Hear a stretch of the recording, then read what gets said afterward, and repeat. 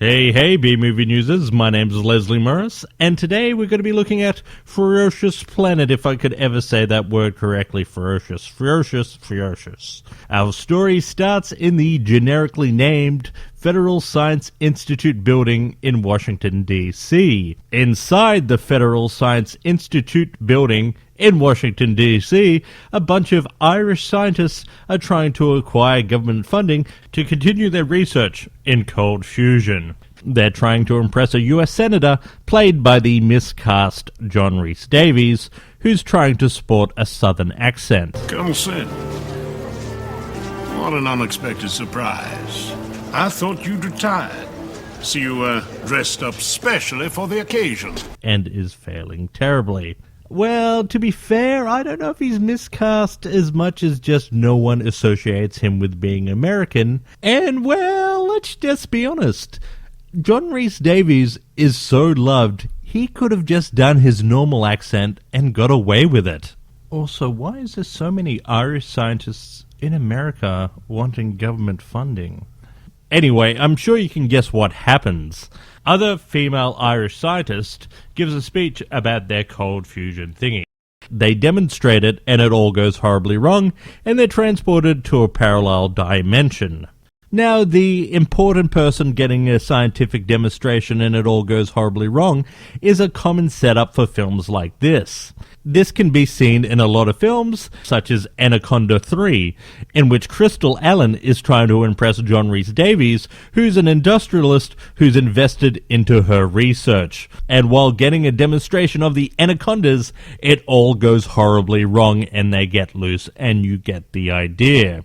Anyway, our heroes recover, and Irish female scientist deducts they must be in a parallel dimension. John Rhys Davies doesn't believe her, he leaves, and is instantly killed. This makes him a character I like to refer to as the one day, one location, boss-type character. Now, if you don't understand what that reference is, please watch my other videos to find out. Anyway, before he dies, he talks to that guy from Stargate and makes reference to him being a disgraced soldier. Remember that, as that will become unimportant later. Anyway, the military take pot shots at the aliens. There's an obligatory Jaws reference. Definitely gonna need a bigger boat. And then they retreat back into the building. They have the "where are we" conversation, and then Irish female scientist and the soldiers go out to explore the ferocious planet. Like all strange worlds and low-budget sci-fi films, the ferocious planet looks exactly like a national park. They also set up the fact that random items from their own world have made it across with them. Remember this, as this will become important later.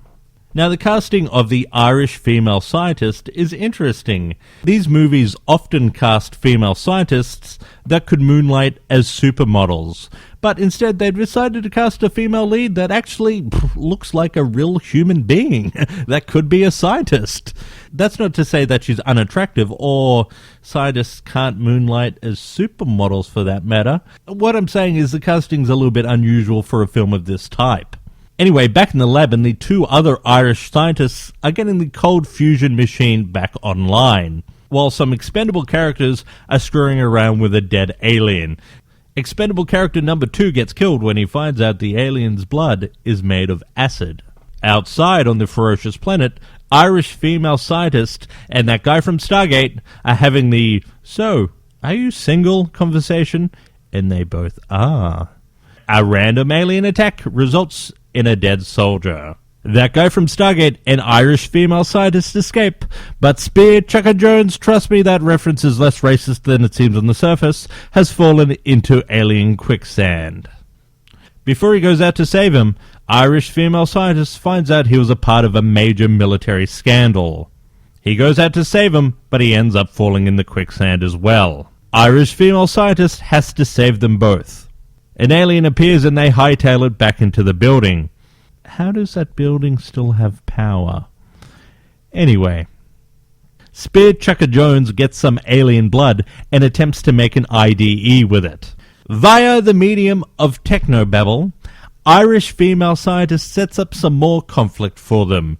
It turns out that the cold fusion generator needs 50 gallons of water to work, and they only have 6 hours to get back to their own dimension.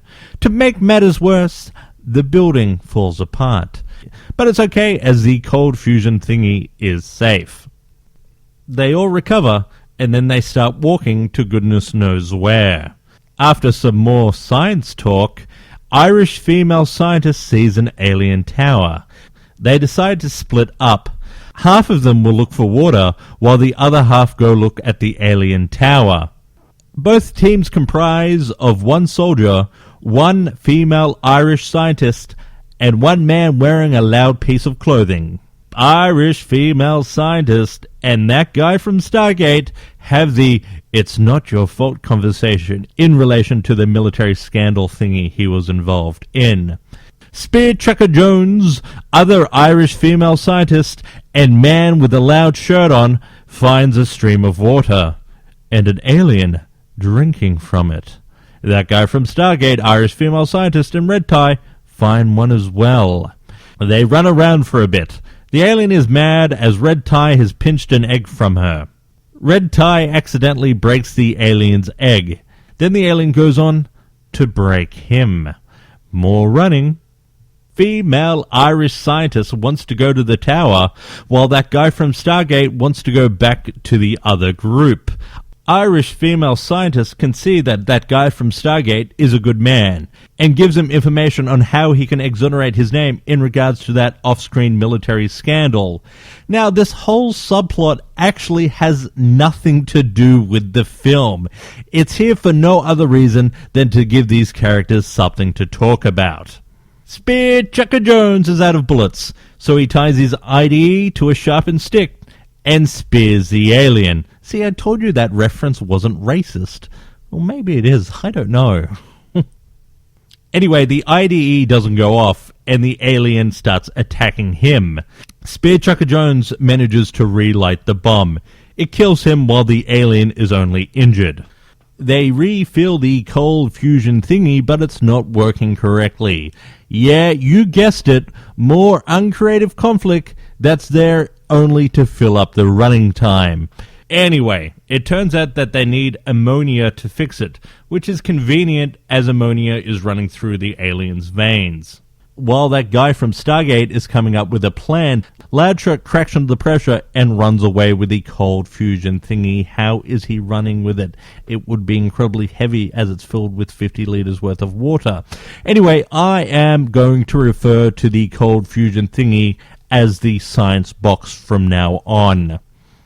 The alien kills Loudshirt and takes the science box back to its nest. That guy from Stargate comes up with a plan. He's got to get the alien to chase him to the ravine. He's got to swing across on a branch while the alien dies in the quicksand, and then they're free to get the eggs for the science box and extract the ammonia. You get the idea. And of course things don't go to plan, and they only manage to steal one egg before the alien goes back to its nest. Meanwhile, Irish female scientist gets to the tower, and by the look on her face, we can all assume it's good news. Stargate and Irish come up with a new plan. They're going to use the egg to lure the alien to the quicksand. Yep, it's pretty much their old plan, but this time they succeed. Irish female scientist gets to the tower to find a bunch of text papers. It turns out it was just a part of the Federal Science Institute building. Remember how I told you that random bits of their world came through with them? Yeah, it's that. See, you had to remember it. Irish female scientist gets killed. More aliens try to kill other Irish in Stargate, but they manage to transport into the Federal Science Institution. But all is not well. We're led to believe that aliens from the Ferocious Planet have been transported to Earth, just like how random bits of the Earth got transported to the Ferocious Planet. Ferocious Planet is a paint-by-numbers movie. Other than some interesting casting choices and a few funny moments, this film is pretty forgettable.